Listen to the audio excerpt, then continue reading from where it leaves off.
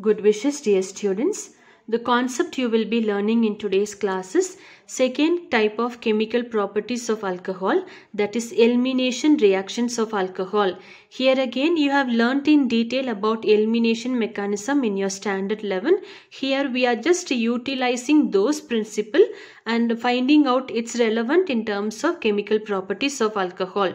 So elimination, when we say two categories are there, one is a E1 mechanism, the other one follows a E2 mechanism. As you differentiated in terms of SN1 and SN2, E2 stands for single step reaction, E1 stands for double step reaction. We will see it when I take the example.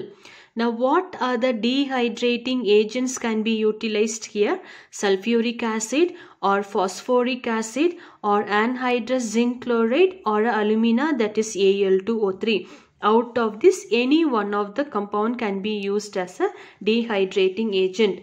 Now what's the principle lying in it? In case of substitution reaction of nucleophilic, we have seen OH is converted into OH2 and OH2 is replaced by the incoming nucleophile. That's the principle for nucleophilic substitution of alcohol.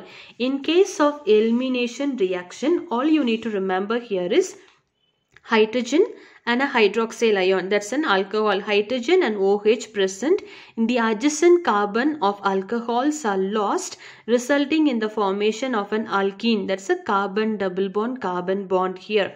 To make it very simple, look at the ethanol I have taken, CH3, CH2OH here.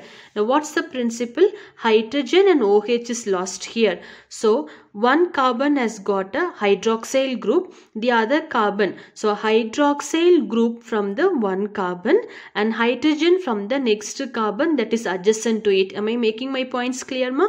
You have a hydroxyl group with this carbon. So OH from this carbon and hydrogen from the next carbon. So that's the meaning of hydrogen and OH present in the adjacent carbon of alcohols are lost, resulting in the formation of an alkene. That's a carbon double bond carbon here. Let's take the practical examples of, though easily you can remember, in terms of elimination, alcohol is converted into alkene. In terms of substitution, nucleophilic substitution reactions, alcohols are converted into alkyl halide. In terms of elimination, alcohol is converted into alkene. These are the two principles you need to remember. As usual, primary alcohols undergo E2 mechanism. What's the meaning of E2? I told you the reaction takes place in a single step here. Here again, ethanol I have considered. Now I told you out of this, any one of the compound can be taken as a dehydrating agent. We have considered H2SO4. As you know, H2SO4 gets dissociated into H plus and HSO4 minus. The same principle as you learnt in nucleophilic substitution. The lone pair of electron from oxygen shares its electron with a hydrogen, forming an additional OH bond here. As a result of sharing the electron, this oxygen receives the positive charge here. So this is the concept 1.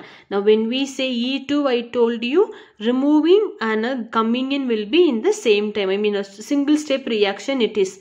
Now as a result of water molecule being lost is replaced by the, now as the water molecule is lost there, hydrogen from the adjacent carbon. Now this carbon is losing OH in the form of a OH2 here. The next carbon will lose one hydrogen, that forms a double bond here.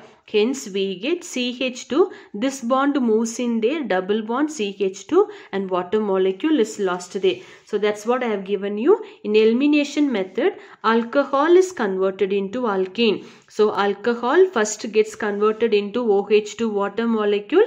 When the water molecule is lost there, carbon hydrogen from the next carbon moves into form a double bond character. Hence we get alkene and a water.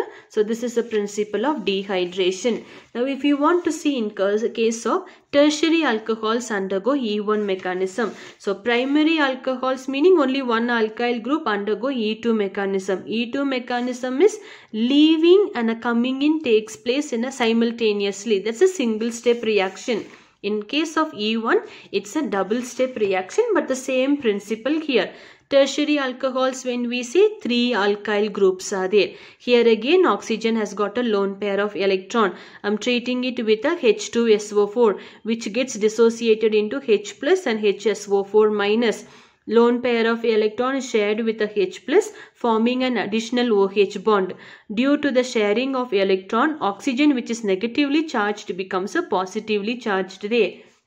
In the previous case you saw that as water molecule goes out, the hydrogen from here moves into form a double bond. In this case, first the water molecule is lost, giving rise to carbocation. So you understand OH2 is lost there.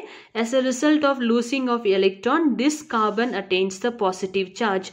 Hence we call it as a formation of carbocation. This is a step 1.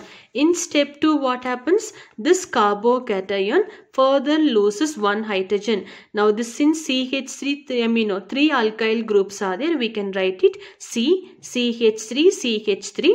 This CH3 I am splitting and writing to make you understand one hydrogen moves in here to form a double bond. So CH2 I've got and a H. CH3 only I am splitting and writing to show the formation of a addition of one hydrogen forming a double bond here.